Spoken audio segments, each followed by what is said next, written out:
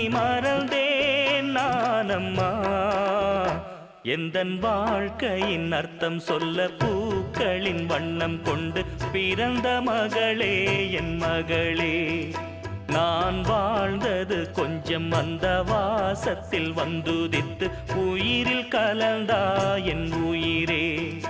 உன் பூவிழி குறுநகை அதில் 1000 கவிதையே.